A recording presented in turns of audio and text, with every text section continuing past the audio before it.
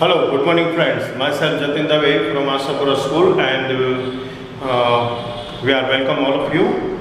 Today we are going to continue our chapter number 6 tissue and our discussing 6.3.2 article connective tissue.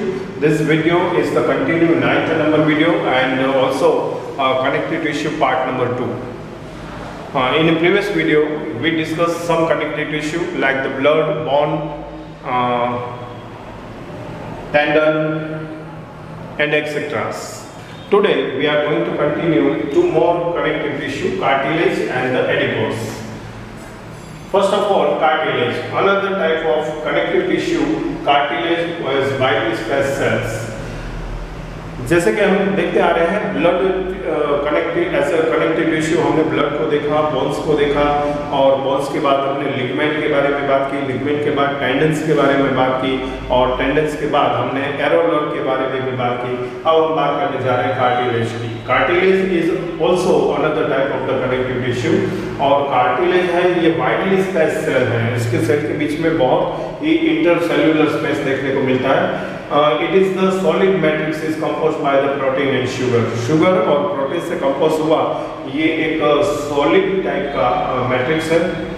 And cartilage is smoothen bone surface at joint and it's also present in the nose, ear, and trachea and larynx. कहाँ पर देखने को मिलता है? Cartilage smoothen bone, जहाँ पर smooth bones होते हैं वहाँ पर उसके सरफेस पर कार्टिलेज देखने को मिलता है। एट ए जॉइंट, जहाँ पर ये स्मूथ बोन्स ज्वाइन होते हैं वही जॉइंट पर ये कार्टिलेजेस देखने को मिलता है।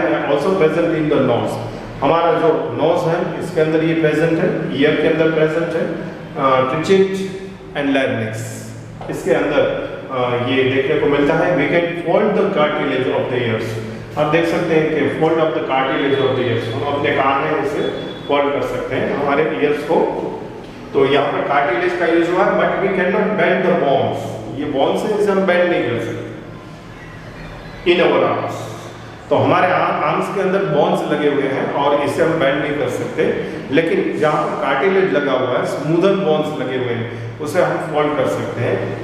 तो ये डिफरेंस है between the cartilage and the bones. Adipose, the fat storing adipose tissue is found below the skin and between internal organs.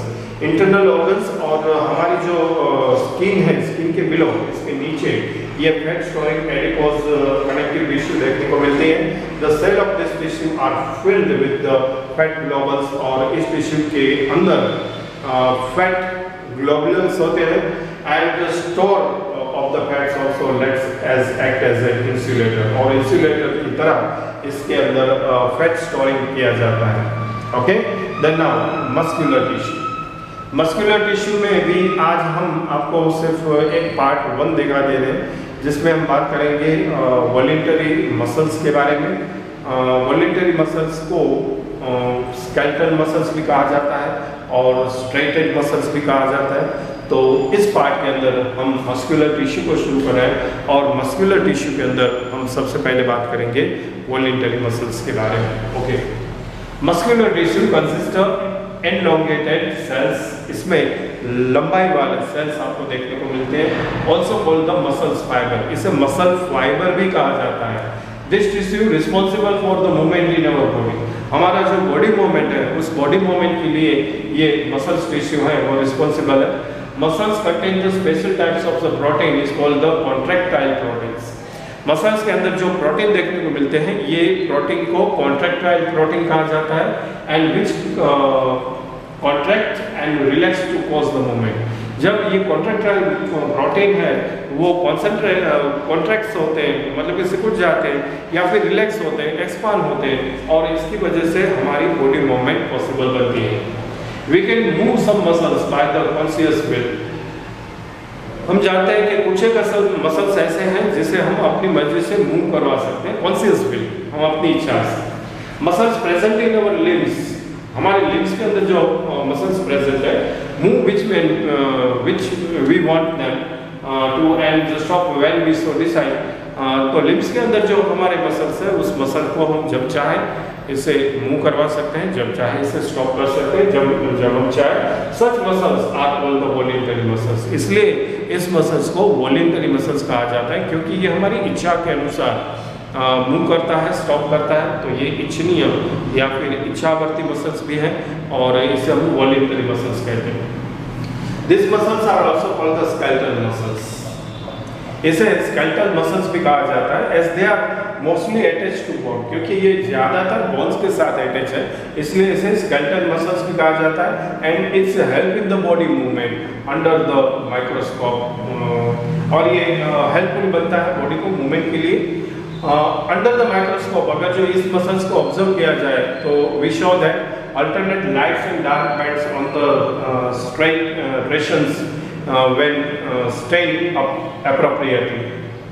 अगर जो इस मसल के बारे में और जानकारी पानी है और इसे माइक्रोस्कोपिक लेवल पर इसे ऑब्जर्व करना है, तो ऑब्जर्व करते हुए पता चलेगा कि जब एक सूटेबल स्ट्रेन का हम यूज़ करेंगे, इसे स्ट्रेन करेंगे अप्रोप्रिएटली, मतलब कि इस पर डिफरेंट टाइप के जो पिगमेंट्स हैं, इस पिगमेंट का यूज़ करते हुए इसे कलरफुल बनाने की कोशिश करेंगे, इसका स्लाइड प्रिपेयर करके, और उस स्लाइड को अंडर द माइक्रोस्कोप देखने की कोशिश करेंगे तो हमें इस मसल्स फाइबर में लाइट और डार्क कलर के बैंड्स दिखाई देंगे, जिसे स्ट्रेशंस भी कहा जाता है।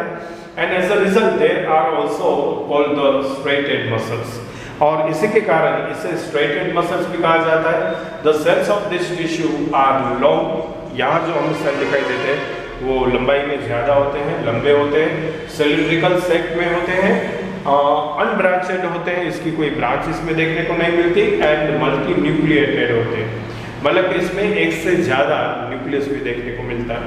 तो ये था मस्कुलर टिश्यूज को लेकर। सबसे पहले हमने आपको जो first type of muscular tissue दिखाया वो था voluntary muscles. So dear friends, now it's the time for the fast forwarding both the points. First of all, connective tissue. Please remember carefully and write down the main important points in your notebook. Cartilage. Another type of connective tissue, cartilage has widely spaced cells. The solid matrix is composed of protein and sugar. Cartilage smooths bone surface at joints, and it also present in the nose, ear, trachea and larynx. We can fold the cartilage of the ears, but we cannot bend the bones in our arms. Adipose. Another type of the connective tissue, fat storing adipose tissue is found below the skin and between the internal organs. The cells of this tissue are filled with fat globules. Storage of fats also act as an insulator. Now, muscular tissue.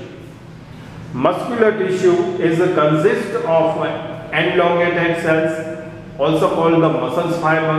This tissue is responsible for the movement in our body. Muscles contain special proteins is called the contractile protein, which contract and relax to the cause movement. We can move some muscles by conscious will. Muscles present in our limbs move when we want them and stop when we so desire. Such muscles are called the voluntary muscles. These muscles are also called the skeletal muscles, as they are mostly attached to bone and help in the body movement. Under the microscope, these muscles show alternate light and dark bands or strains or striations when strained appropriately. As a result, they are also called the striated muscles. The cells of this tissue are long, cylindrical, unbranched and multinucleated. That means it has many nucleus. So dear friends, इस video में यहाँ तक। I hope so you understand very well. You accept all advices about your learning of the science, and you may also write down the all important point about the connective tissue and muscular tissue. So आपका धन्यवाद करते हुए, thank you very much and bye bye.